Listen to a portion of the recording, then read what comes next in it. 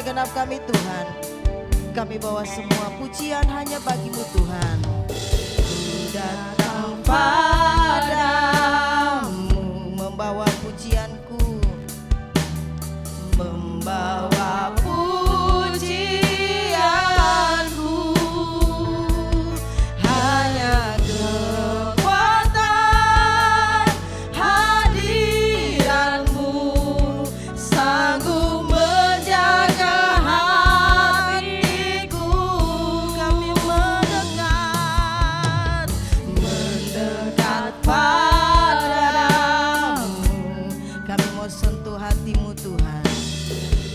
Mau sentuh hati, dan biarlah Kau melihat, biar ku melihat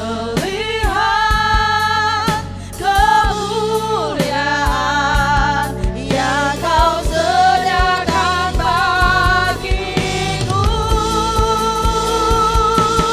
Bagi-Mu pujian, hormat, kemuliaan, Kaulah kebanggaan di dalam hidupku.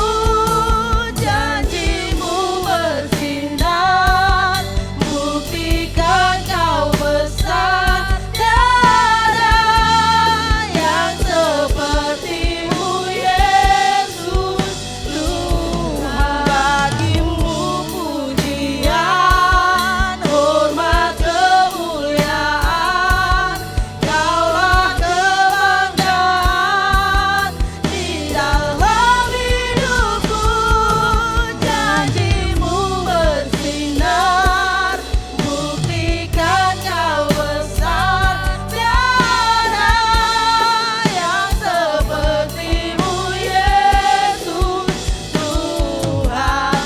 Bagi-Mu pujian Tuhan, bagi-Mu pujian, hormat, kemuliaan, Kaulah kebanggaan di dalam hidupku. Janji-Mu bersinar, buktikan Kau besar. Tiada yang seperti-Mu Yesus Tuhanku. Tiada yang seperti-Mu Yesus Tuhanku. Tiada yang seperti-Mu Yesus Tuhanku. Haleluya Tuhan. Terpujilah Engkau ya Tuhan Allah Bapa kami, dari selama-lamanya sampai selama-lamanya. Engkaulah yang punya kebesaran dan kejayaan dan kehormatan, kemasyuran serta keagungan. Selama-lamanya Engkau dipuji dan disembah di langit baik di bumi Tuhan. Nama-Mu dimasyurkan, nama-Mu ditinggikan. Terima kasih Tuhan untuk pagi hari ini. Kini kami segenap umat-Mu datang beribadah, membawa kurban syukur kami di hadapan Engkau. Kami serahkan ibadah ini ke dalam tangan Tuhan. Nama Tuhan ditinggikan, nama Tuhan diagungkan. Kami buka ibadah di pagi hari ini hanya di dalam nama Bapa dan Anak dan Roh Kudus. Haleluya. Amin. Silakan duduk Bapak Ibu Saudara yang kasih dalam Tuhan. Kalau sampai hari ini Tuhan kami ada, semua karena anugerah-Mu Tuhan. Semua karena cinta Tuhan atas kami semua. Kami berterima kasih Tuhan. Haleluya Tuhan.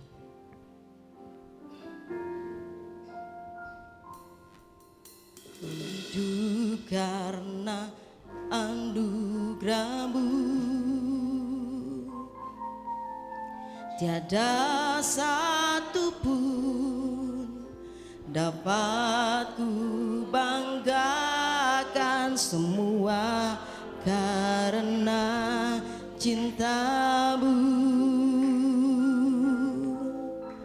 Ini hidupku, pimpin jalanku, Yesus, Yesus, pegang erat tanganku, ku tak dapat hidup di luar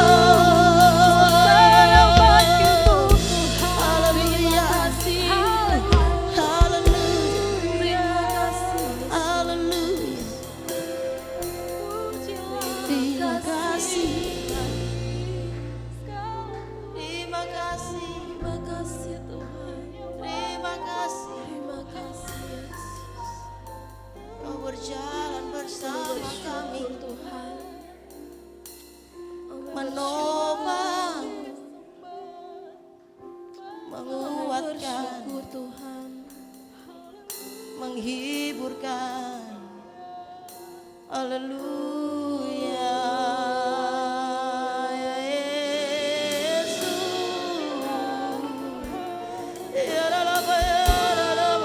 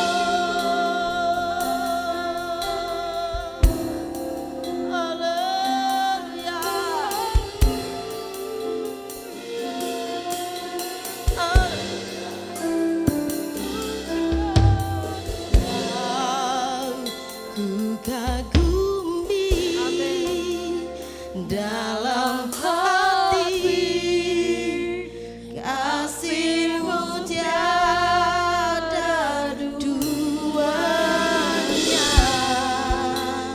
sampai kini ku akui kasih-Mu tiada duanya. Kau ku kagumi dalam hati kasih-Mu tiada dua. Kaulah satu-satunya kebanggaan kami sampai kini ku akui kasih-Mu tiada dua. Mari Bapak Ibu Saudara kita bangkit berdiri sambil katakan Kau ku kagumi. Haleluya. Kau ku kagumi, amin, dalam hati kasih-Mu tiada duanya sampai kini ku akui sebab tiada kasih selain kasih Tuhan. Haleluya. Kau ku kagumi, amin. Biarlah ini bukan sekedar retorika dalam hati kami Tuhan, tapi sungguh menjadi hidup kami bahwa kami nyatakan tidak ada Allah yang kami sembah selain Engkau Tuhan. Amin. Akui kasih-Mu tiada duanya. Kasih-Mu tiada duanya. Kasih-Mu tiada duanya.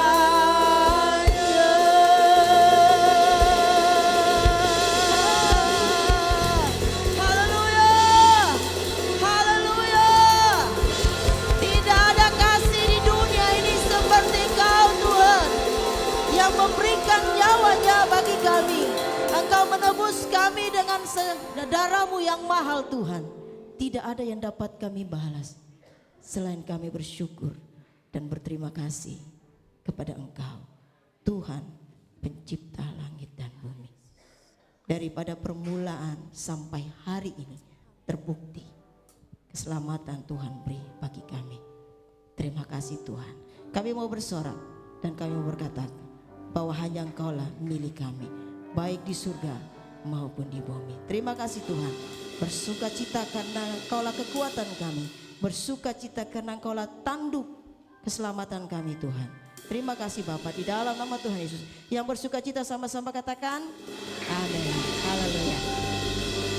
Haleluya. Di dunia ini kita punya saudara, amin. Di dunia kita punya suami, kita punya istri, kita punya anak-anak. Tapi yang menjadi jaminan yang pasti dalam hidup kita punya Yesus, amin. Haleluya. Kita angkat pujian ini, hanya Kau milikku di surga.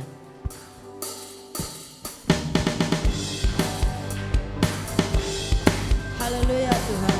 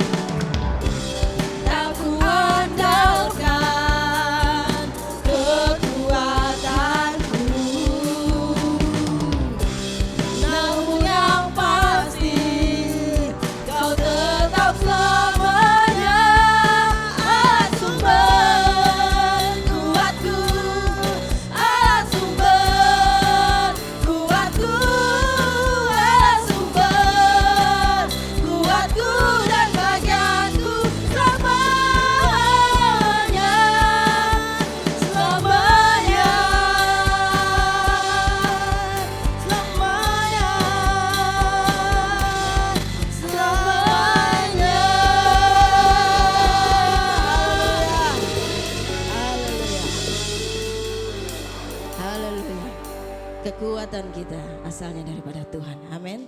Haleluya. Silakan duduk Bapak Ibu saudara yang kasih dalam Tuhan. Mari kita siapkan hati kita. Haleluya. Haleluya Yesus Tuhan. Yesus Tuhan.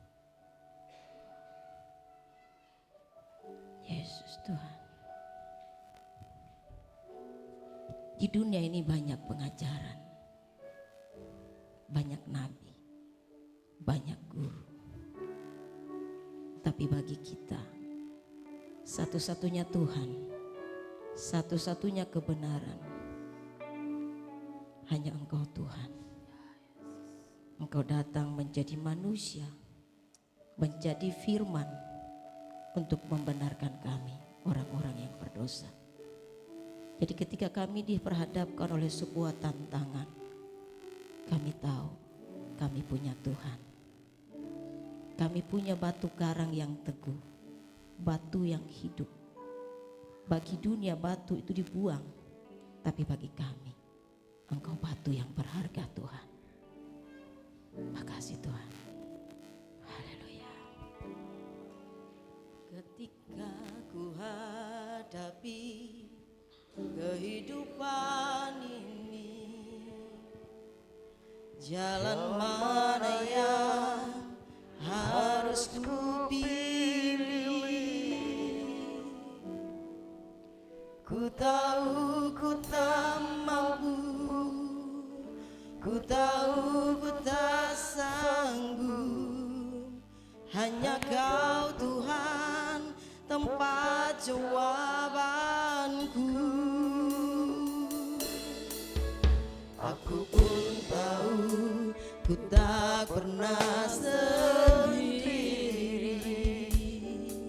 sebab Engkau Allah yang menggendongku.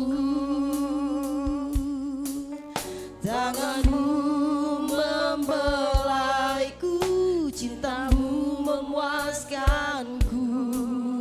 Kau mengangkatku ke tempat yang tinggi.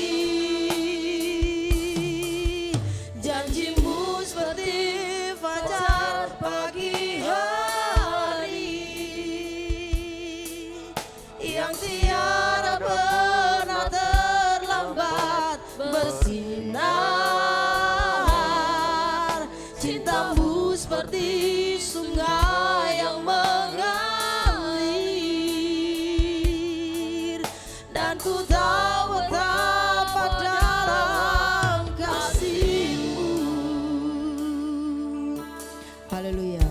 Ketika ku hadapi kehidupan, ketika ku hadapi kehidupan anak-anak ini, sekolah minggu dipersilakan masuk.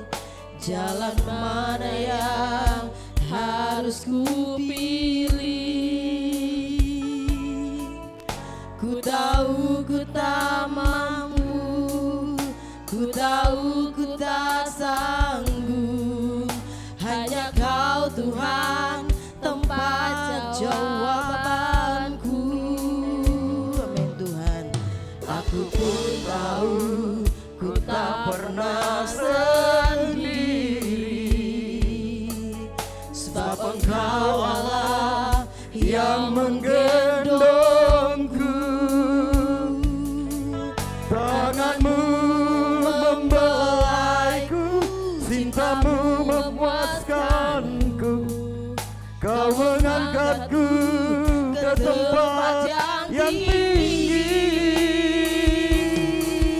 Janjimu seperti fajar pagi hari, dan tiada pernah terlambat bersinar. Cintamu seperti sungai yang mengalir, dan ku tahu betapa dalam kasih-Mu. Anak-anak sekolah minggu semua sikap berdoa. Mari sama-sama berdoa. Mari sama-sama katakan, kami bersyukur kepadamu. Hari ini kami berkumpul mau memuji Tuhan. Berkati kami semua supaya kami bergairah, supaya kami bersemangat memuji Tuhan, mendengarkan firman Tuhan. Berkati guru sekolah minggu, berkati kakak pendamping, berkati orang tua kami. Ini doa kami. Kami berdoa di dalam nama Bapa, Putra, dan Roh Kudus. Amin. Silakan masuk. Ya. Bapak Ibu, mari kita bangkit berdiri, kita nyanyikan pujian ini dari awal sebagai pengakuan ketika bahwa Tuhan akan senantiasa ada bagi kita semua. kehidupan ini, jalan mana yang harus ku pilih? Ku tahu ku tak mampu, ku tahu ku tak sanggup. Hanya Kau Tuhan tempat jawabanku. Aku pun tahu ku tak pernah sendiri,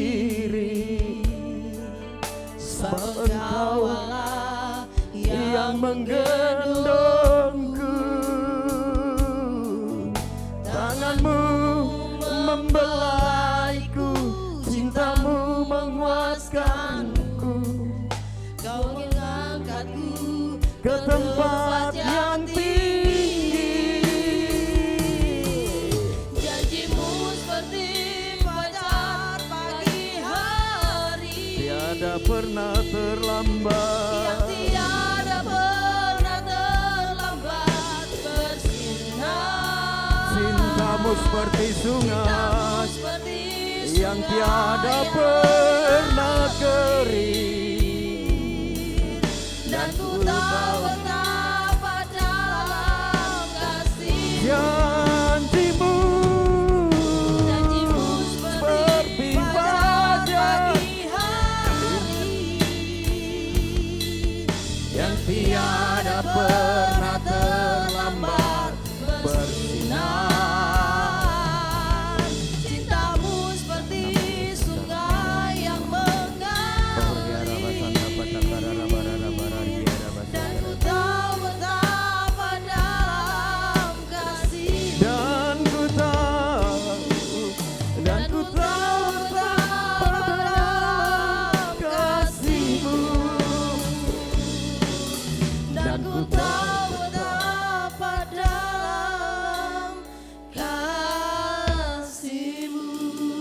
Amin, amin, amin. Panjang dan lebar, tinggi dan dalam kasih-Mu kepada kami ya Allah. Karena itu kami bersyukur, karena tidak ada hal apapun yang dapat memisahkan kami dari kasih-Mu. Buatlah kami senantiasa mengerti tentang hal ini, supaya hari lepas hari semakin teguh kokoh pengiringan kami kepadamu. Karena itu saat ini kami akan merenungkan firman Tuhan. Kiranya Roh Kudus menuntun kami mengerti dan disanggupkan untuk melakukan firman Tuhan demi hormat kemuliaan nama Tuhan. Terima kasih.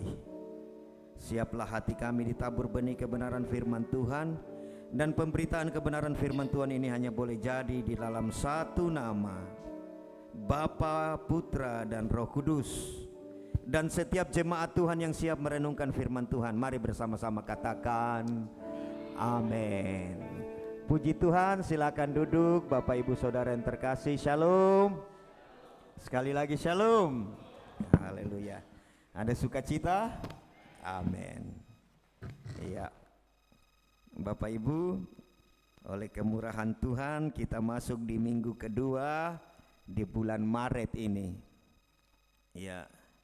Dan kita sudah masuk kalau di kalender gereja itu di masa Prapaskah. Itu dimulai hari Rabu lalu, dihitung 40 hari sebelum Paskah. Makanya dalam tradisi gereja Ortodoks maupun Katolik Roma, mereka mulai mengadakan puasa dan pantang selama 40 hari ke depan, membangun kebiasaan, kerinduan rohani. Itu dimulai hari Rabu lalu. Lalu kita di mana? Semoga kita tidak jauh di masa-masa pasca ini. Gitu. Ya, Bapak Ibu Saudara yang terkasih di dalam Tuhan Yesus, minggu kedua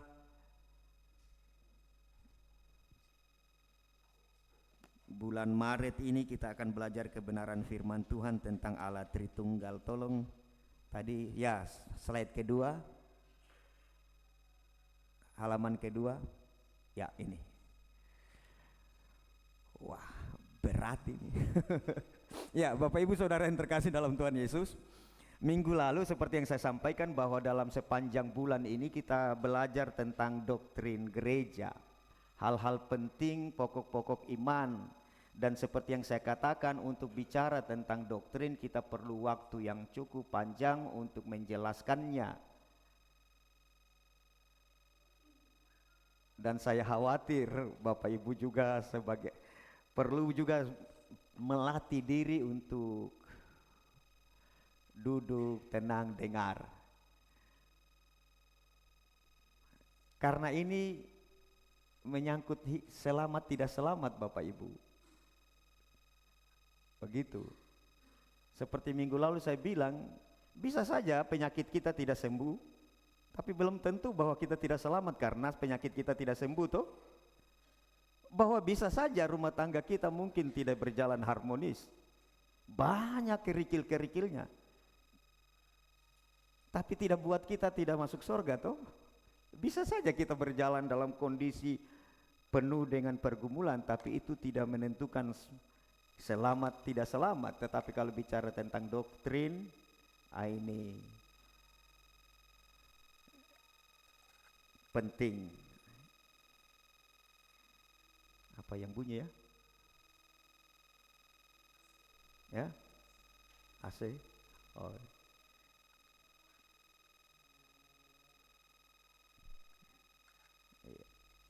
Ya. Karena itu Bapak Ibu Saudara yang terkasih, mari dengan sabar waktu hal-hal yang bersifat doktrinal itu kita dengar. Ya, karena memang biasanya khotbah itu kan bicara tentang yang etika begitu ya. Bikin ini, seperti ini, apalagi kalau bicara tentang berkat. Makanya kadangkala saya juga prihatin Bapak Ibu melihat orang-orang yang kemudian meninggalkan Kristus hanya karena persoalan doktrinal yang dia mengerti. Begitu. Dan hari ini kita akan belajar tentang doktrin Allah Tritunggal. Doktrin yang paling fundamental, doktrin yang paling dasar, doktrin yang pokoknya di dalam doktrin ini semua doktrin ada di dalam. Mau bicara seperti kemarin tentang Alkitab, mau bicara tentang keselamatan, mau bicara tentang Roh Kudus, bicara tentang Yesus, pujian, penyembahan, persembahan dan segala ajaran, dia di dalam doktrin Allah Tritunggal dan duinatur Yesus. Maka ini penting. Bacaannya ada di Efesus 1 ayat 1 sampai 14. Slide yang kita akan buka ini 12 lembar. 6 lembar saja sudah lari ke sana kemari katanya begitu. Kalau bicara doktrin Bapak Ibu Saudara yang terkasih, sabar. Sabar. Karena itu ya saya juga janjilah jangan panjang-panjang. Sebentar, apa yang salah dengan ini? Oke. Oh, baterai mungkin.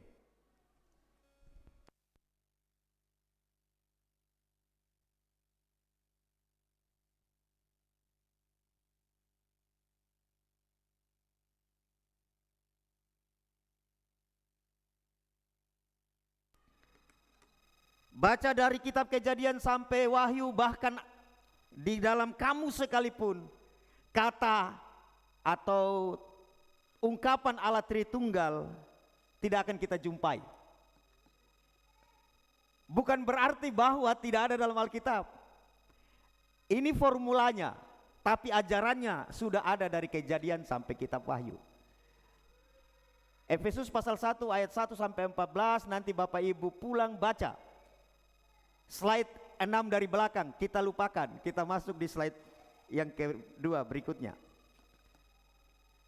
Doktrin Allah Tritunggal adalah doktrin fundamental yang paling dasar dari yang dasar. Tidak ada lagi doktrin ajaran apapun, kredo apapun yang lebih dasar dari doktrin Allah Tritunggal. Yang di dalam doktrin ini ada doktrin ajaran yang berikutnya, yaitu tentang hypostasis union. Wih, bahasa susah. Dualitas atau dui natur Yesus Kristus. Jadi seperti uang, di sebelahnya Tritunggal, di sebelahnya dui natur Allah. Dan di dalam doktrin ini bertebaran rupa-rupa doktrin yang bisa saja kita berdebat untuk hal itu, yang bisa saja menjadi pokok-pokok atau bahan diskusi, bahkan sampai diskusi yang tajam sekalipun. Tetapi untuk doktrin ini sudah final, tidak bisa diganggu-ganggu lagi. Karena kalau saudara dan saya mengganggunya, atau karena kalau saudara tidak percaya tentang hal ini, saudara bukan Kristen. Kekristenan saudara dalam konteks ajaran ditentukan pada doktrin ini. Di sebelahnya Tritunggal, di sebelahnya dua natur Yesus Kristus. Sebut saja gereja dengan denominasinya, pasti sepakat untuk hal ini. 3 aliran besar gereja ortodoks dengan rupa-rupa juga keortodoksannya, misalkan ortodoks Syria, Mesir, Ethiopia, Yunani. Kemudian Katolik Roma, walaupun ada juga Katolik Ritus Timur. Protestan dengan segala cabang-cabangnya yang ratusan itu, sampai kepada Pentakosta yang dengan segala rupa-rupa pandangan teologianya. Tetapi untuk hal ini sepakat. Jadi ini mesti dimengerti. Karena ajaran yang fundamental ini bikin banyak orang kemudian karena tidak mengerti lalu murtad. Begitu. Oke. Lanjut slide berikutnya. Rumusan sederhananya begini. Tritunggal tuh, Tritunggal. Trinity, Triunity, unitas. 3 ya. Doktrin rumusan sederhananya begini. 1 hakikat, 3 pribadi. Ulang. Tritunggal itu sederhananya rumusannya adalah 1 hakikat, yaitu Allah, dan 3 pribadi, Bapa, Anak, dan Roh Kudus. Dan secara khusus di doktrin tentang Anak Kristus ada doktrin dui natur, begitu. Natur tentang Yesus, begitu. Pengakuan iman GBI mencantumkan dalam salah satu poinnya disebut di situ bahwa Allah yang Maha Esa, itulah Allah Tritunggal, yaitu Bapa, Anak, Roh Kudus. 3 pribadi di dalam 1 hakikat. 1 hakikat bahwa Allah itu Esa. Itu bisa kita baca di Ulangan pasal 6 ayat 4. Dengarlah hai Israel, Tuhan itu Allah kita. Tuhan itu Esa. Kemudian Tuhan Yesus mengutip itu di Markus 12 ayat 29 tentang hukum yang terutama, dengarlah hai Israel, begitu. Sema ini suatu syahadat pengakuan. Yohanes 5 ayat 44 juga demikian, 1 Timotius 2 ayat 5 juga dengan jelas dikatakan di sana Allah itu Esa, Yakobus 2 ayat 19, bahkan bukan hanya saudara yang percaya bahwa Allah itu Esa, setan pun percaya bahwa Allah itu Esa. Persoalannya kenapa setan percaya Allah itu Esa? Lalu kemudian jadi modal percaya Tuhan itu satu tidak cukup. Karena setan juga percaya toh. Oke, ulang. Satu hakikat yaitu Allah, esensinya, substansinya, jauharnya, zatnya. Begitu dalam bahasa Arab, zat. Walaupun kan kemudian dalam bahasa Indonesia zat ini sedikit melenceng artinya menjadi ya padat, cair, gas. Sebenarnya dalam bahasa Arab zat itu atau jauhar itu hakikat, esensinya. Satu hakikat, esensinya, hakikatnya yaitu Allah. Kalau kita esensi kita apa? Kita ini. Hakikat kita apa? Yang banyak-banyak dalam ruangan ini. Manusia. Oke, sudah? Rupa-rupa pribadi kita yang ada dalam ruangan ini, hakikat kita adalah manusia. Esensi kita manusia. Mau beda bagaimanapun kita manusia. Oke. Tapi di satu hakikat itu ada 3 pribadi hipostasis. Ada 3 oknum. Akronim dalam bahasa Arab, oknum. Ya, persoalannya kemudian dalam bahasa Indonesia kata oknum ini sedikit melenceng juga artinya. Karena kalau kita sebut oknum selalu pribadi yang bersalah toh. Ada oknum polisi. Ya, pasti dia pasti yo. Oknum pendeta. Langsung berpikir pasti ya begitu. Satu hakikat, 3 pribadi. Di dalam Alkitab banyak sekali ayatnya, dari kitab Kejadian sampai Wahyu pun ada yang disebut dengan pola triadik, pola trinitarian. Kadangkala satu perikop, di dalam satu bacaan perikop itu disebut di sana ada Bapa, ada Kristus Anak atau firman Tuhan, ada Roh Kudus. Itu bisa Bapak Ibu bisa baca di Kejadian 1 ayat 1 sampai 3, salah satu contohnya itu. Kalau di Perjanjian Lama itu biasa Yahweh Bapa, kemudian pribadi yang kedua itu firman Allah, Dafar Yahweh atau Malak Yahweh, kemudian yang ketiga Roh Kudus, Ruach HaKodes. Jadi Roh Kudus itu bukan saja istilah di Perjanjian Baru lalu muncul, tapi sejak di Perjanjian Lama. Bisa dibaca di Kejadian 1 ayat 1 sampai 3. Jadi di satu dari 2 atau 3 ayat biasa disebut. Makanya di Efesus pasal 1 ayat 1 sampai 14 itu kalau Bapak Ibu pulang nanti baca, 3 pribadi ini disebut bersama-sama dalam satu perikop. Biasanya di dalam satu ayat. Misalkan Matius 28 ayat 19. Matius 28 ayat 19. Tolong Pak Agus baca.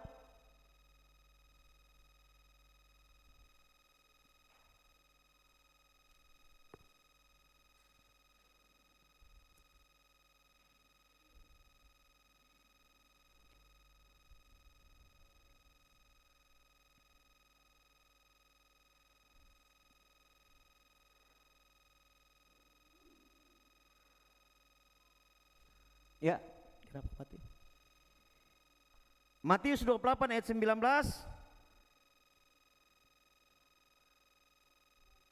Pak, ya.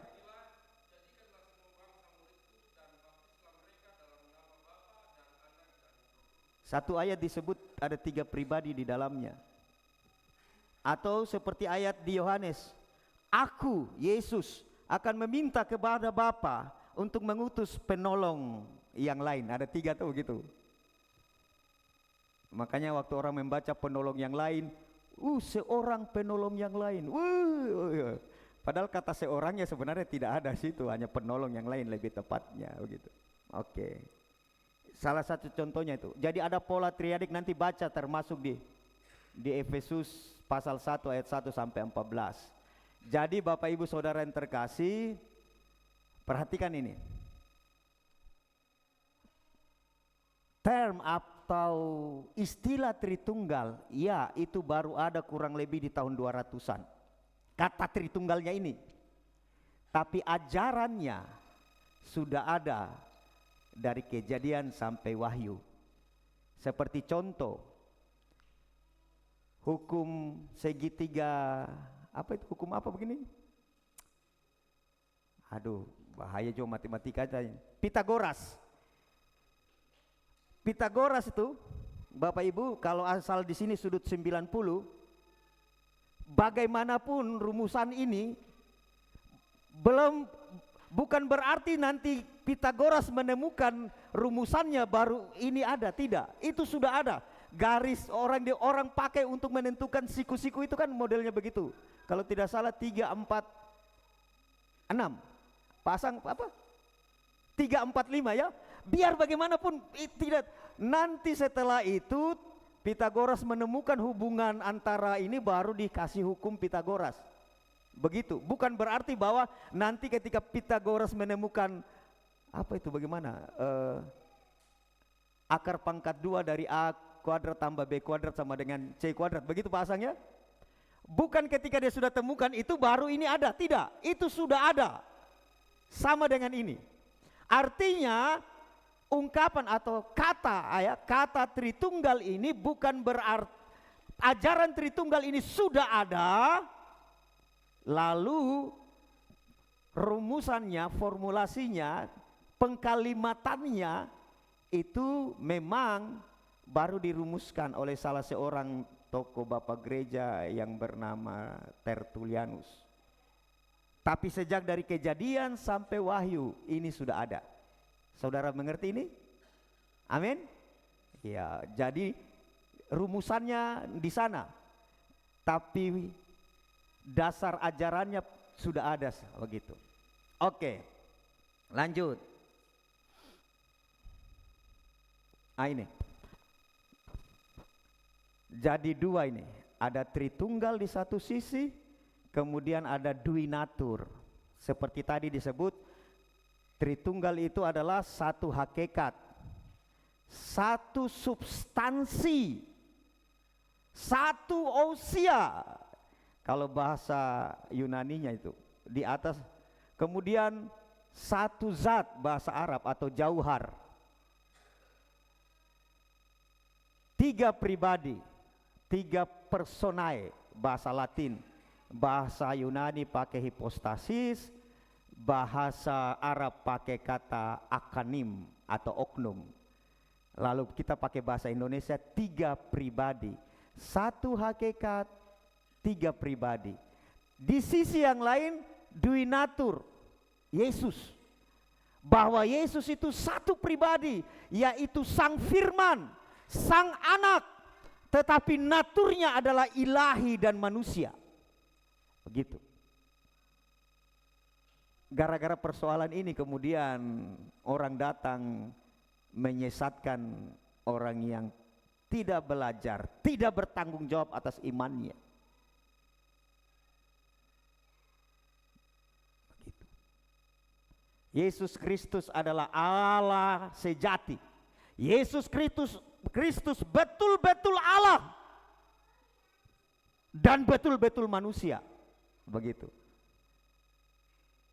Ada bahasa lain disebut 100% Allah, 100% manusia. Sebenarnya tidak tepat juga karena tidak, iya. Secara matematis ini bukan matematis begitu. Yesus Kristus betul-betul Allah, betul-betul manusia. Dari mana formula ini kemudian mereka rumuskan?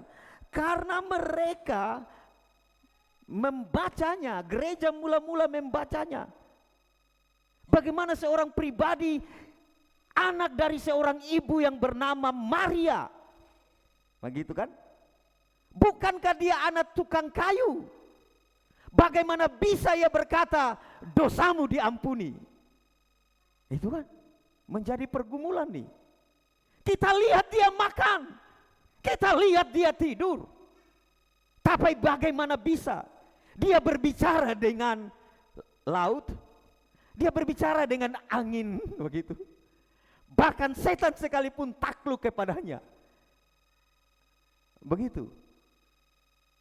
Maka kemudian pergumulan iman ini dirumuskan dalam suatu pengkalimatan atau formula iman, bahwa Yesus Kristus adalah Allah sejati, manusia sejati.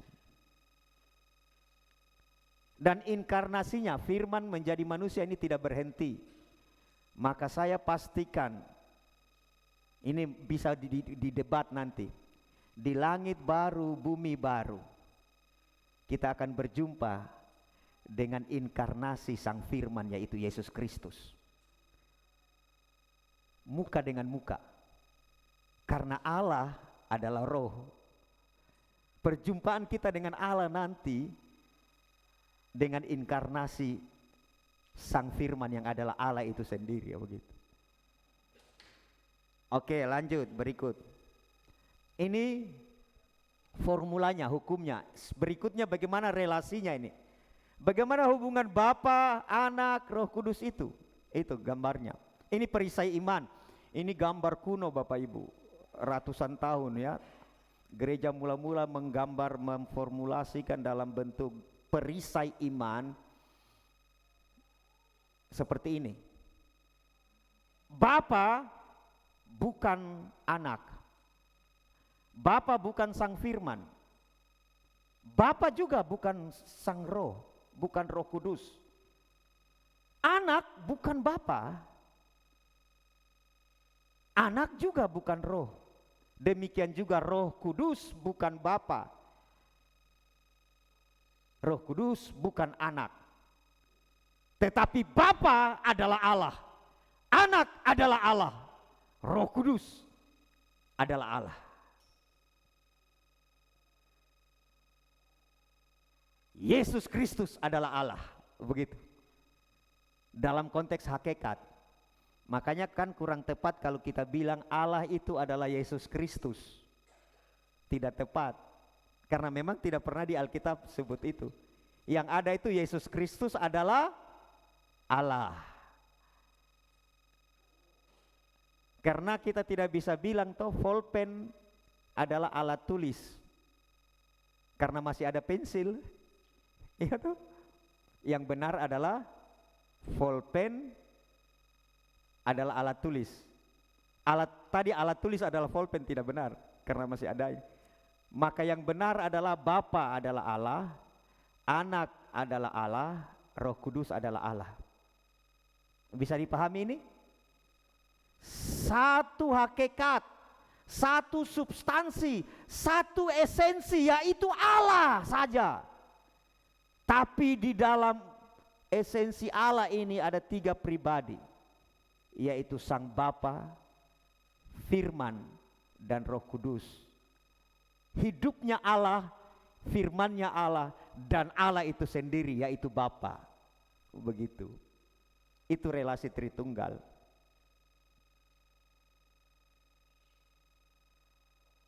Karena kalau kita tidak mengerti tentang hal ini, kita akan jatuh pada kesesatan yang sudah muncul sejak gereja mula-mula. Di Konsili Nisea tahun 325, lalu orang di luar bilang begini, Yesus dilantik jadi Tuhan. Di tahun 325 katanya. Bapak Ibu Saudara yang terkasih, di Konsili tahun 325 itu semua uskup-uskup, pemimpin-pemimpin gereja, waktu itu gereja itu masih uskup, ya masih di satu kota, misalnya uskup Bau-Bau, nah begitu. Kemudian selain tidak ada gereja lain, hanya ada gereja di kota Bau-Bau dipimpin seorang uskup. Mereka bermuktamar, berkonsili, begitu, muktamar apa ya, kira-kira kalau di partai ini musyawarah besar, semua bapak-bapak gereja ini, tokoh-tokoh gereja, gara-gara ada seorang penatua jemaat, ya majelis jemaat di Mesir, namanya Arius, berdebat keras dengan gembalanya, pendetanya. Jadi pendetanya ini Athanasius. Athanasius ini berdebat keras dengan ajaran salah seorang majelis jemaatnya lah, katakan Arius. Gara-gara Arius ini mengajarkan bahwa Yesus itu bukan Allah, tapi dia ciptaan yang paling utama dari sebelum ada ciptaan. Dan Allah ini menciptakan segala sesuatu karena ciptaan yang utama ini. Dan ajaran ini terus dipelihara sampai sekarang oleh saksi Yehova. Jadi Allah di level di bawahnya sedikit. Yesus itu ilahi walaupun di bawahnya. Tidak sehakikat. Begitu. Jadi kemudian seolah-olah begini sederhananya. Allah memandatkan Yesus sehingga semua yang tercipta itu terjadi. Gara-gara tidak memahami tentang dui natur Yesus tadi. Begitu. Jadi mari Bapak Ibu, ini pegang dulu. Ya. Lanjut. Paling tidak ada 8 prinsip. Kalau kita tidak sampai 8, paling tidak ada 4. Setengahnya kita bisa ini. Bagaimana kita memahami menjadi tolok ukur indikator bahwa kalau misalkan kita dengar khotbah atau dengar lagu, dengan 8 indikator ini kita bisa mendeteksi bahwa ini tidak Tritunggal ini, tidak Trinitas atau sedikit melenceng. Misalkan lagu itu kan, ada lagu Yesusku Engkau Bapakku, begitu kan? Itu tidak benar itu, begitu. Maksudnya bukan berarti karena salah lagunya sehingga kita menuduh orang sesat, tidak. Karena Bapak, Yesus. Pernah dengar lagu itu? Kan tidak, lagu-lagu kita ini, lagu-lagu yang kontemporer ini, ya kita hormat para pencipta yang mengusahakan sedemikian supaya menciptakan lagu sehingga kita boleh pakai menyanyikannya.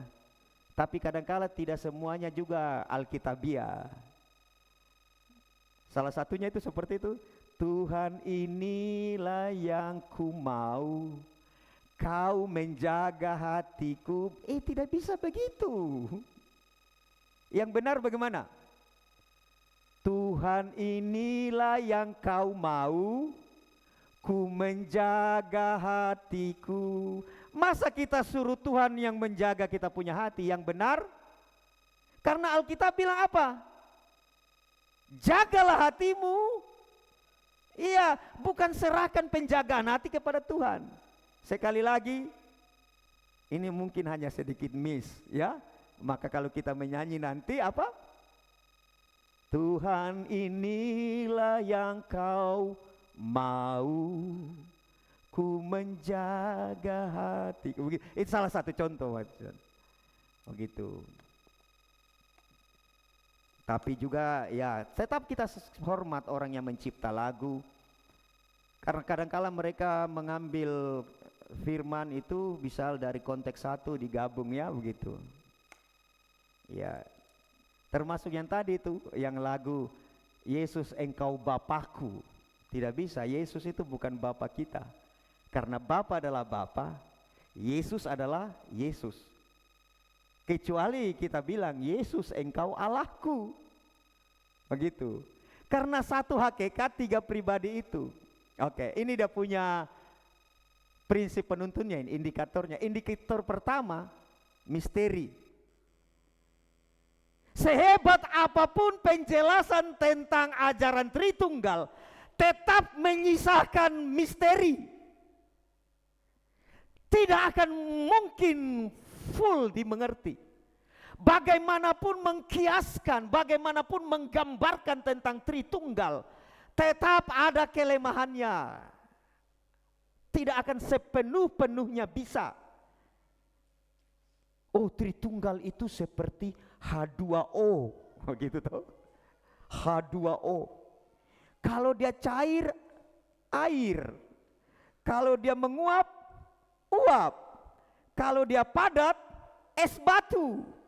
Di satu sisi bisa, tetapi perhatikan, untuk waktu yang bersamaan es batu bukan air, air bukan uap, tapi bagi ketritunggalan Allah tetap Bapa adalah Allah, Kristus adalah Allah, Roh Kudus adalah Allah di waktu yang bersamaan. Begitu. Jadi gambaran-gambaran itu biasanya hanya bisa menggambarkan satu-satu sisi tentang satu hakikatnya atau tiga pribadinya. Begitu. Dan memang banyak gambaran-gambaran yang dulu ternyata setelah kita pelajari itu bahkan kesesatan. Allah itu seperti seorang bapa di kantor, kepala kantor, itu katanya, kepala sekolah katakanlah. Lalu di rumah dia suami dari seorang istri dan bapa bagi seorang anak. Itu modalisme itu. Karena biar bagaimana dia tidak tiga pribadi di situ. Jadi itu hanya terbatas. Makanya konsep misteri tetap harus dipegang. Bahwa bagaimanapun menggambarkan, menjelaskan tentang Allah Tritunggal tidak akan mungkin secara penuh. Karena kemuliaan Allah salah satunya terletak pada bagaimana ia menyembunyikan rahasia. Amsal 25 ayat 2. Begitu. 1 Korintus 13 ayat 12, nanti di sana kita akan melihat secara jelas. Karena sekarang gambaran kita samar, tapi suatu kelak nanti kita akan berjumpa muka dengan muka. Jadi kalau ada yang mengajarkan bahwa pengajaran Allah Tritunggal di gereja kami lengkap, sempurna dapat menjelaskannya, sepertinya harus kita waspada juga ini klaim itu, karena tetap misteri. Indikator keduanya dalam memahami doktrin Tritunggal ini bicara tentang dosologi, dokso, penyembahan. Apakah waktu kita belajar doktrin itu kita bergairah untuk memuliakan Dia? Lagu kedua tadi, lagu kedua apa itu? Saya mana Ibu Desi pemimpin pujian, apa tadi lagu kedua? Apa tadi? Aduh, coba. Ya, ku hidup karena anugerah-Mu. Apa lagi? Tiada satu pun dapat. Oke. Terus, semua karena cinta-Mu. Ini hidupku pimpin itu lagu ini paling tidak diambil sebagian dari teks di Efesus pasal 1 ayat 1 sampai 14. Ku hidup karena anugerah-Mu, kemudian bicara tentang pemilihan dan seterusnya. Poin yang kedua, waktu kita belajar Allah Tritunggal ini, doktrin ini, apakah kita bergairah untuk memuliakan Dia? Begitu. Seperti lagu tadi. Waktu kita belajar ini, wah, Kau sungguh indah tiada taranya, sungguh menakjubkan. Karena, wah begitu ya. Saya bagaimana menggambarkannya tuh. Apakah kita waktu belajar tentang perkara ini kita baca lalu kita bergairah begitu ya. Membangkitkan antusias itu. Atau waktu kita belajar lalu kita pusing lalu kita tinggalkan. Wah ini persoalan nih. Begitu. Prinsip yang ketiga, Esa, tidak bisa tidak. Jelas tadi tuh bahwa Allah itu Esa. Tapi kata Esa di situ, dari kata Esa saja di situ sudah menggambarkan jamak karena dipakai kata Echad. Setara ini lagi. Kalau ada kemudian ajaran gereja yang mengajarkan bahwa Bapa lebih tinggi dari anak dan anak lebih tinggi dari Roh Kudus, Mestinya ini sudah mulai menjadi sesuatu yang seperti yang saya lalu bilang, alarm dosa atau kalau ini alarm ini. Wah, ini agak miring ini pengajaran nih. Bukankah ada kan Pak Gem bilang bahwa anak lebih besar dari bapak, betul. Tapi itu bicara tentang nanti di bawahnya. Tentang kesatuan dalam karya. Kesatuan dalam relasi juga termasuk. Nanti kita bisa buka ayat-ayatnya memang. Pertama Esa, kemudian Setara. Bapa Maha Kuasa, Bapa Maha Tahu, Bapa Maha Hadir. Sang Anak Maha Kuasa, Sang Anak Maha Tahu, Sang Anak Maha Hadir. Begitu, termasuk Roh Kudus. Sehingga jangan kita ajarkan anak-anak kita, bahkan diri kita katakan di perjanjian lama itu zamannya Bapa. Kemudian zamannya anak, hanya 3 tahun setengah kasihan. Sekarang zamannya Roh Kudus. Tidak begitu. Karena sama-sama 3 pribadi ini maha hadir. Makanya kalau Bapak Ibu baca di perjanjian lama seringkali Yahweh berfirman di langit, di surga, tetapi tiba-tiba malaikat Yahweh berfirman di bumi, begitu. Bagaimana bisa begitu? Karena sama-sama hadir. Setara dalam kuasa. Yesus pencipta karena dia firman. 1 Korintus pasal 7. Kita percaya bahwa hanya ada satu Allah, yaitu Bapa, yang daripadanya segala sesuatu berasal. Tapi kita juga percaya Yesus Kristus, yaitu Tuhan, yang karenanya semua terjadi. Bayangkan tuh. Segala sesuatu berasal dari Bapa, tetapi segala sesuatu itu terjadi karena Yesus. Berarti sama, setara. Begitu. Maha tahu, ya. Makanya Bapak Ibu ada kesaksian nih, nanti kalau mau kesaksian berikutnya tanya Pak Agus mungkin. Ketika para penterjemah Alkitab dalam bahasa-bahasa, mereka mendiskusikan tentang siapa orang ini, dia tahu isi hatinya orang, begitu. Waktu mereka menerjemahkan, ya begitu Pak Agus ya, waktu mereka menerjemahkan dalam bahasa daerahnya, mereka berdiskusi, bisanya ini Isa Al-Masih ini udah tahu hatinya orang, begitu. Siapa dia ini, begitu. Iya, setara. Kemudian bisa dibedakan. Bapa ya Bapa, anak ya anak, Roh Kudus ya Roh Kudus. Bisa dibedakan, tetapi tidak mungkin terpisah. Satu dalam karyanya. Walaupun memang dulu ada istilah atau kadangkala kita dengar toh, Bapa menciptakan dan memelihara, Anak menyelamatkan, Roh Kudus menyempurnakan. Dalam konteks ini kita akan mengerti bahwa ya, Bapa menciptakan dan memelihara di dalam Yesus Kristus melalui Roh Kudus. Begitu. Yesus Kristus menyelamatkan oleh Bapa di dalam Roh Kudus. Begitu. Jadi terlibat tiga-tiganya, tidak bisa tidak, karena kesetaraan dan tidak mungkin terpisah. Kalau bahasa Torajanya begini, apatre in apatre dari Bapa, pater, patre dari Bapa. Per filium in spiritu, bukan spiritus.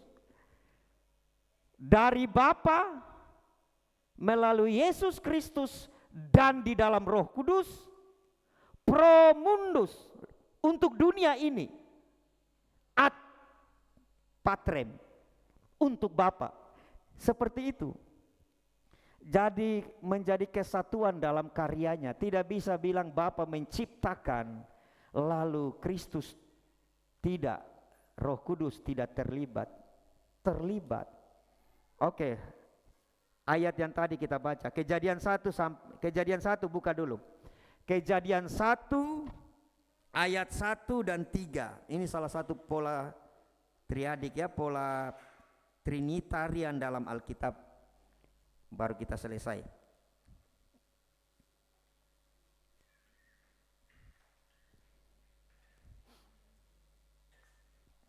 Kejadian 1 ayat 1. Saya bacakan saja. Pada mulanya Allah menciptakan langit dan bumi.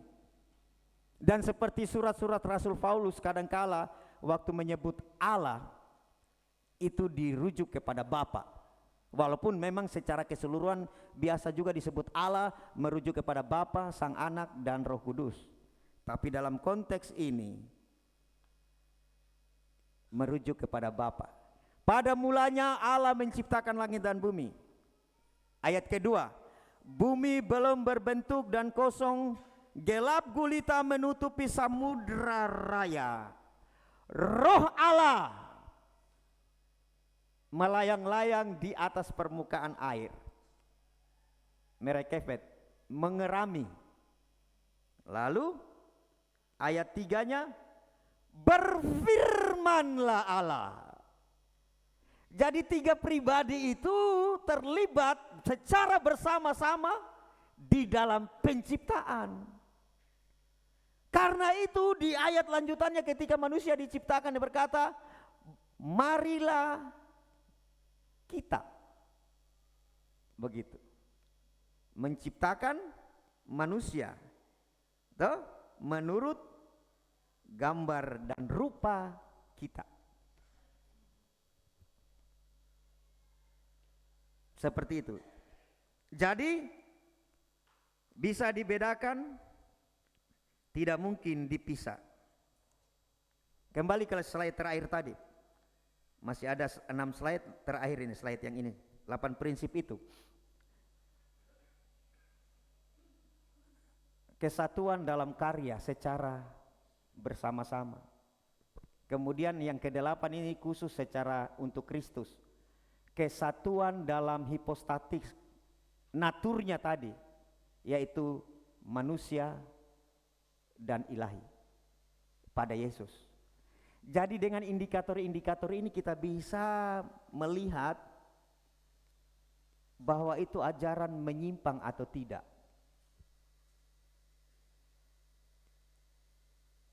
Esa ya, satu.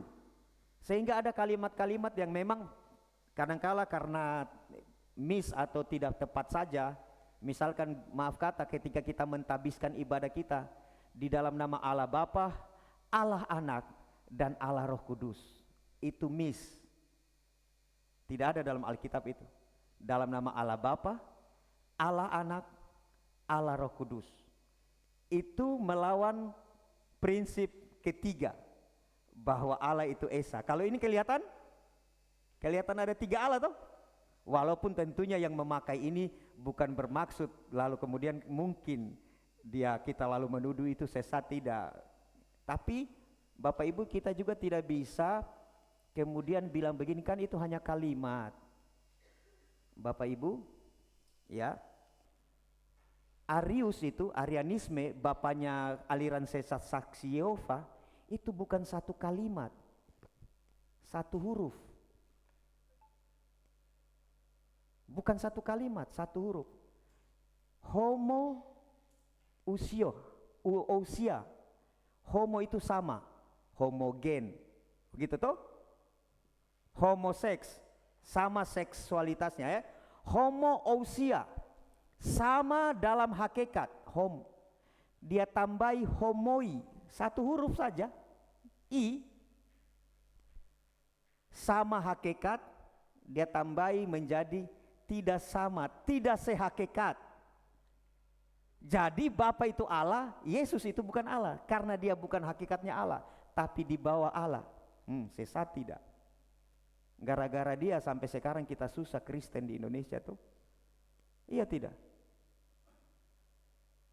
Karena saksi Yehova di Indonesia juga ini diizinkan toh. Sehingga ketika mereka masuk dari rumah ke rumah bikin persoalan, orang menunjukkan tangannya kepada kekristenan yang mainstream, yang utama. Kita mau bilang sesat, diizinkan negara. Syukur kita tidak ribut nih, menanggapi persoalan dengan cara bagaimana? Menguatkan benteng iman. Tidak ada persekusi, tidak ada geruduk-geruduk. Iya toh?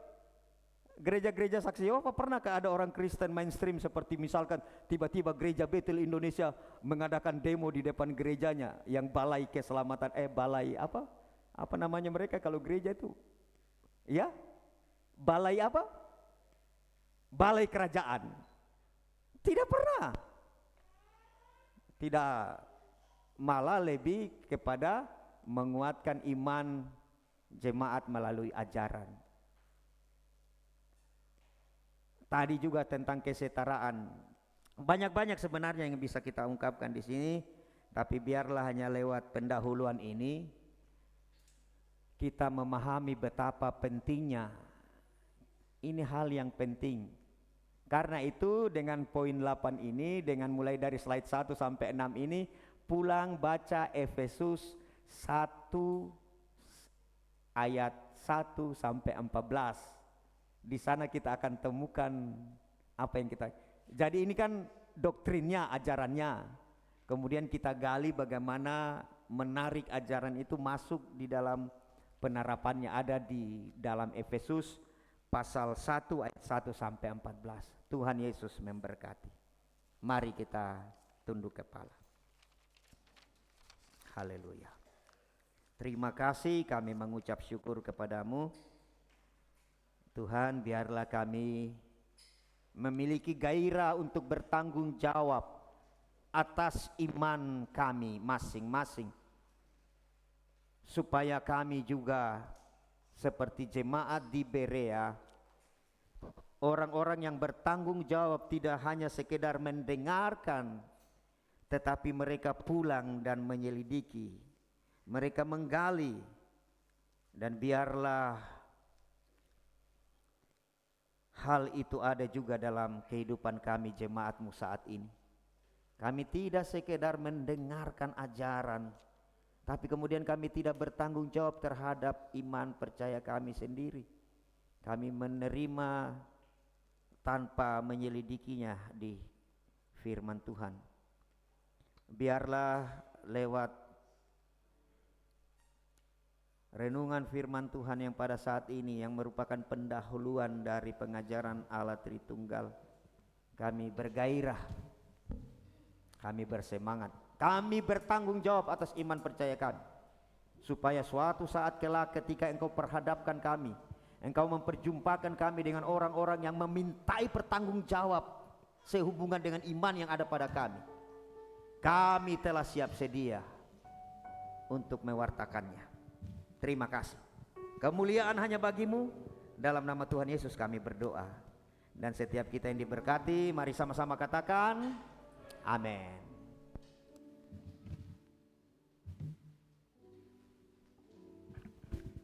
Ya, puji nama Tuhan, kita sudah mendengarkan firman Tuhan. Kini saatnya kita akan memberikan kurban syukur kita kepada Tuhan. Namun sebelum itu kita akan berdoa. Nanti doa ini dipimpin oleh Ibu Yongce Lomilia. Kepada hambanya saya persilakan.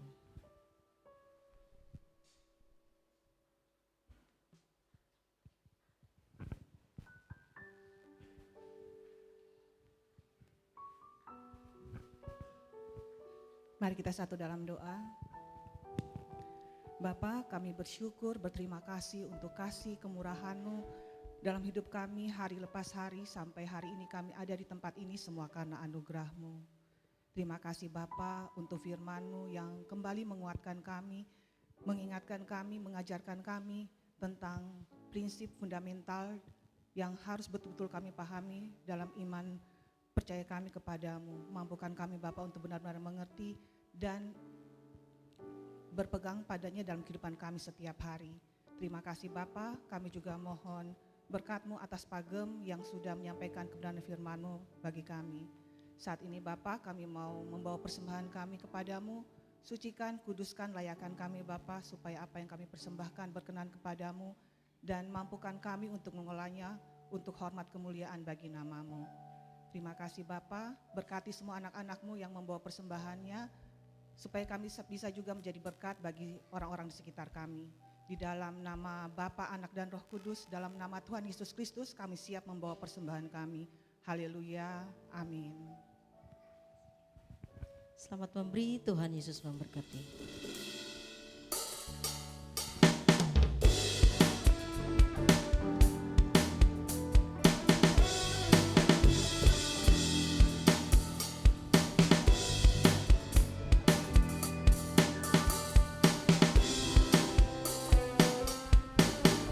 Apa yang tak pernah dilihat mata, yang tak pernah didengar telinga, yang tak pernah timbul di dalam hati, semua disediakannya bagi yang mengasihi Dia. Alasanku melakukan segala perkara, dulu, sekarang, dan selamanya, kuasanya tidak berubah. Alasanku melakukan segala perkara, dulu, sekarang, dan selamanya, kuasanya tak berubah.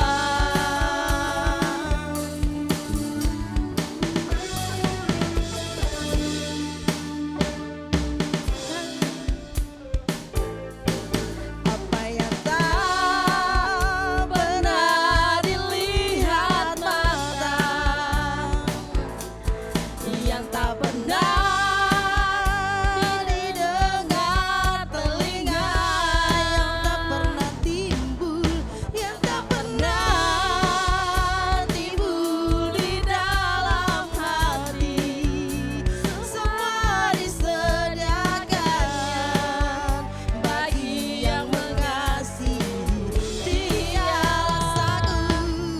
Alasanku melakukan segala perkara, dulu, sekarang, dan selamanya, kuasanya tidak berubah. Alasanku melakukan segala perkara, dulu, sekarang, dan selamanya, dulu, sekarang, dan selamanya, dulu, sekarang, dan selamanya, kuasanya tak berubah.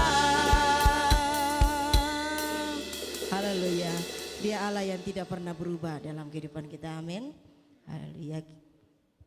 Kita akan mendengarkan pengumuman, tapi sebelum itu, adakah di antara kita jemaat yang baru datang beribadah di tempat ini? Ya, kita tetap menjadi jemaat yang setia. Amin. Haleluya. Kepada tim, saya persilakan untuk memberikan slide di depan untuk menjadi mewartakan warta di selama sepekan ini.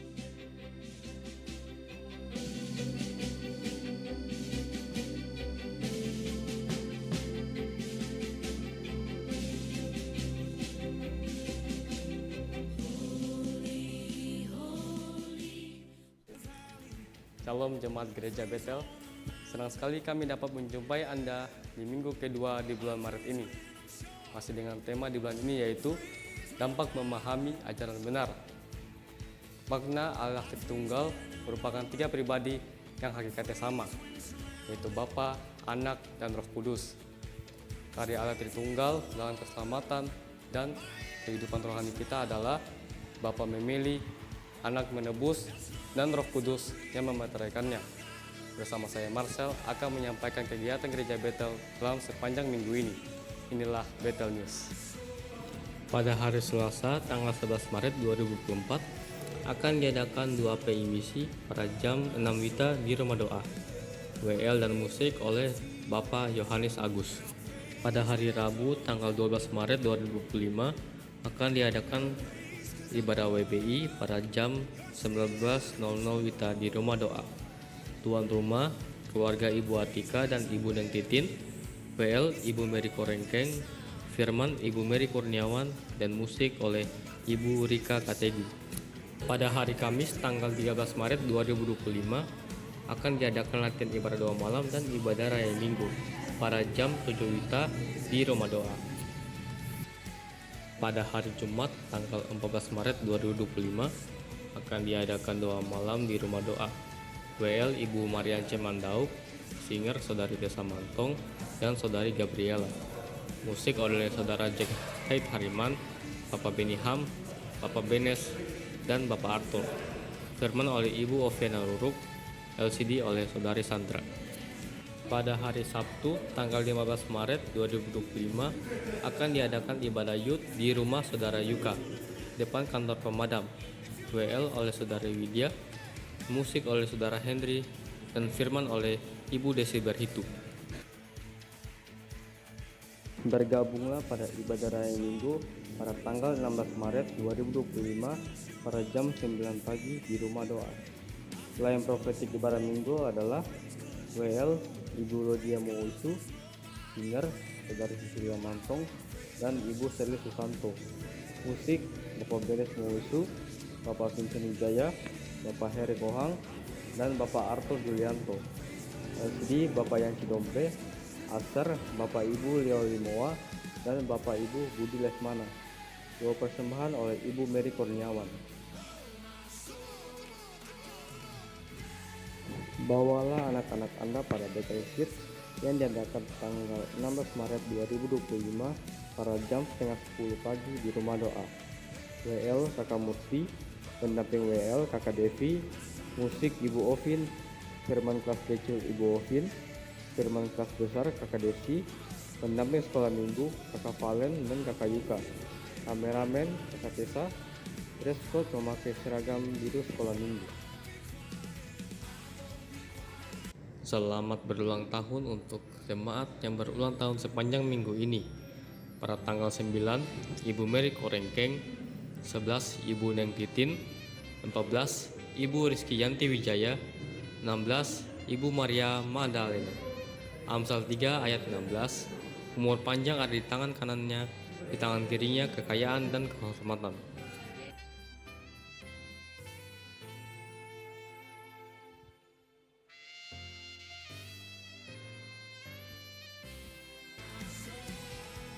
Bagi jemaat yang rindu memberikan persembahan persepuluhan, ucapan syukur, diakonia, dan pembangunan, dapat memberikan di kotak yang tersedia atau melalui transfer ke rekening Bank Panin di nomor 7417004041 atas nama Yonce Lomilia atau Daniel Duda.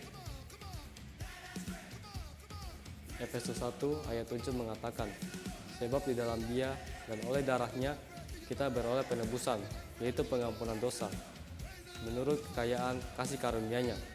Demikian Betel News untuk minggu ini. Biarlah berkat dan kemurahan hati Tuhan melimpah atas kita semua. Saya Marcel mengucapkan selamat hari Minggu and God bless you. Jika ada pengumuman tambahan kepada Bapak Gembala, saya persilakan.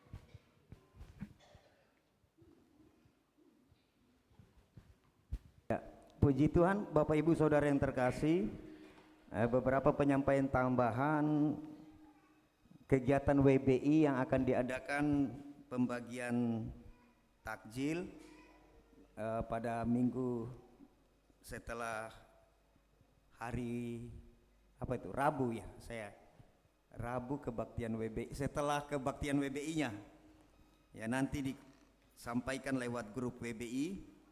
Pembagian takjil seperti tahun lalu akan diadakan untuk saudara-saudari kita yang mungkin lewat dan mereka berpuasa. Nanti WBI bersama misi akan melakukan kegiatan ini. Berikutnya Bapak Ibu Saudara yang terkasih, seperti biasa setiap tahun sebagai ungkapan sukacita kita juga dan mengungkapkan selamat kepada saudara-saudari kita yang berlebaran khususnya di lingkungan kita, biasanya kita membagikan bingkisan selamat lebaran. Karena itu bagi Bapak Ibu yang terbeban untuk memberikan persembahan khusus, persembahan diakonia untuk bingkisan lebaran ini, bisa menyerahkan ke Ibu Vivi sebagai pengelola bidang diakonia, dengan catatan kalau Bapak Ibu mempersembahkan persembahan diakonia khusus ini, tolong pada amplopnya ditulis misalkan diakonia lebaran. Jadi itu akan disalurkan dalam rangka ucapan selamat lebaran itu. Ya, berikutnya Bapak Ibu mari doakan terus.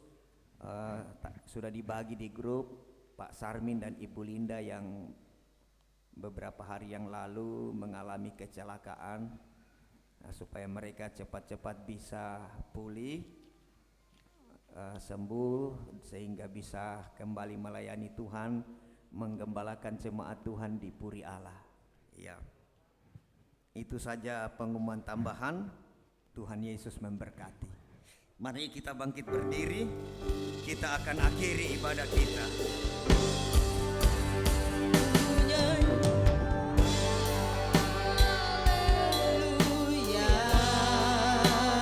Ku nyanyi haleluya,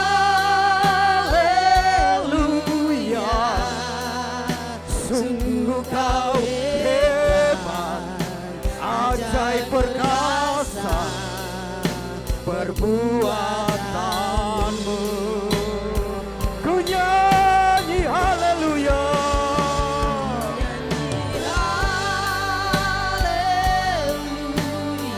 ku nyanyi haleluya,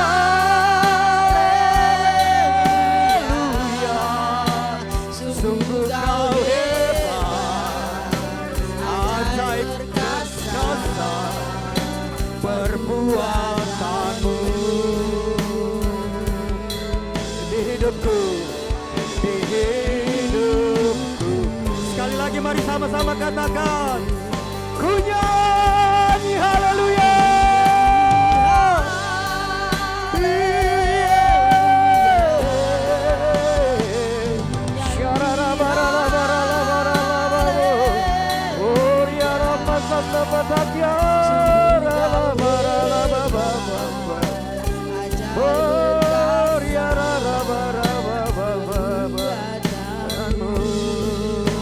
Ku nyanyi haleluya,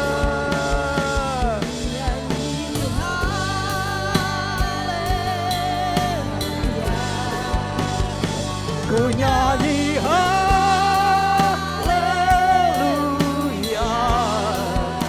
sungguh kau hebat, ajaib perkasa perbuatanmu di hidupku. Mari kita berikan tepuk tangan untuk Tuhan. Haleluya. Hormat, kuasa, pengagungan hanya bagimu, Bapa, Putra, dan Roh Kudus. Kami mengucap syukur kami boleh beribadah, dan tibalah saatnya kami pada penghujung ibadah ini. Sebelum kami kembali dan sebelum kami menerima berkat untuk orang-orang yang beribadah dan berkat khusus bagi orang-orang yang diutus untuk pulang memberitakan Injil kabar baik yang daripada Tuhan melalui perkataan dan perbuatannya, kami mau berdoa secara khusus pada saat ini untuk Ibu Linda dan Pak Sarmin yang beberapa hari lalu mengalami kecelakaan. Tuhan, kami percaya bahwa perlindungan-Mu tetap berlaku atas mereka, sehingga sekalipun mereka kecelakaan, kami tetap yakin bahwa di balik semuanya Engkau mengerjakan kebaikan. Karena itu kami berdoa untuk suami istri hamba-Mu ini, kiranya ia secepat-cepatnya boleh pulih dan melayani umat Tuhan di Puri Allah. Berkati mereka Tuhan. Kami juga berdoa bagi semua jemaat yang berulang tahun sepanjang pekan ini. Ibu Mary Korengkeng yang secara khusus hari ini berulang tahun, dan di hari-hari berikutnya sepanjang pekan ini Ibu Neng Titin, Ibu Reski Yanti Wijaya, dan Ibu Maria Magdalena. Kami berdoa bagi mereka yang berulang tahun sepanjang pekan ini. Kami percaya Tuhan sertakan segala yang baik atas hidup mereka, karena kami tahu bahwa Tuhan yang menghendaki ketambahan usia itu. Terima kasih Tuhan. Ini saatnya kami akan menutup ibadah ini. Layakkanlah hamba-Mu untuk menumpangkan tangan supaya kami boleh menerima berkat daripada-Mu. Berkat bagi orang-orang yang beribadah. Karena Engkau yang berfirman bahwa ibadah dalam segala hal itu berguna, karena mengandung janji baik kehidupan sekarang maupun yang akan datang. Karena itu berkatilah kami ya Tuhan, yang terus melatih diri kami beribadah. Dan berkatilah kami juga Tuhan secara khusus, umat-Mu yang akan kembali untuk memberitakan Injil dalam kehidupan kami melalui perbuatan dan perkataan kami. Layakkanlah hamba-Mu menjadi saluran berkat-Nya. Pulanglah dalam kehidupan-Mu, arahkanlah hati dan pikir-Mu kepada Tuhan, khususnya melalui firman yang disampaikan kepada kita hari ini. Kita menyembah Allah yang satu dalam tiga pribadi, Allah yang esa, yang setara berbeda tiada terpisah. Angkatlah kedua tanganmu dengan iman, terimalah berkat. Kasih karunia damai dan sejahtera yang bersumber dari Allah Bapa yang menciptakan langit dan bumi, kasih karunia damai sejahtera yang dinyatakan di dalam cinta kasih Yesus Kristus dan di dalam persekutuan Roh Kudus. Kasih karunia dan damai sejahtera itu tercurah atas-Mu, atas kita semua hari ini, bahkan sampai Tuhan datang kali kedua. Di dalam berkat Bapa, Putra dan Roh Kudus. Setiap kita yang diberkati Tuhan, mari bersama-sama katakan amin. Tuhan Yesus memberkati. Ibadah kita selesai. Salam sehati.